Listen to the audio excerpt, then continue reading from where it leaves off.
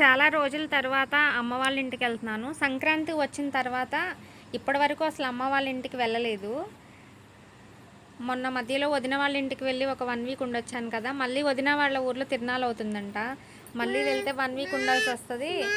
అందుకోసమే ఒకసారి అమ్మ వాళ్ళ ఇంటికి వెళ్ళి ఈవినింగ్ వచ్చేద్దామని చెప్పి బయలుదేరాము.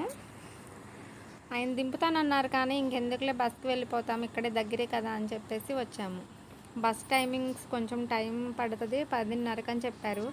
మా పిల్లలు ఇద్దరు చక్కగా ఆడుతున్నారు బస్ స్టాండ్లో.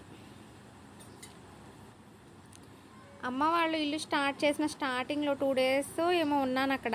ఇల్లు కన్స్ట్రక్షన్స్ ఎలా ఉన్నాయి ఏంటి అన్నీ వీడియో పెట్టాను. తర్వాత నేను ఇక్కడికి వచ్చేసాను.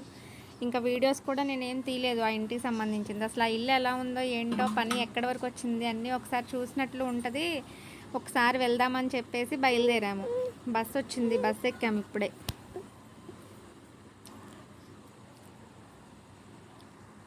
బస్ దిగాము, డాడీ వచ్చారు బస్ స్టాండ్కి, వచ్చి ఇంటికి తీసుకొస్తున్నారు. బస్ స్టాండ్ నుంచి ఒక 1 కిలోమీటర్ అలా ఉంటుంది. ఇంటికి వచ్చేసాము ఇప్పుడే. ఇంక ఇంట్లో వీడియో, ఇల్లు కట్టారు కదా, ఆ వీడియో ఎక్కడి వరకు వచ్చింది, ఇంటి పని ఏంటనేది అదంతా ఒక వీడియో తీసి పెడతాను. అమ్మ వాళ్ళతో కాసేపు మాట్లాడతాను.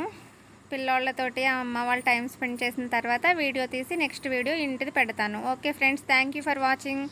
Please subscribe my channel. Thank you.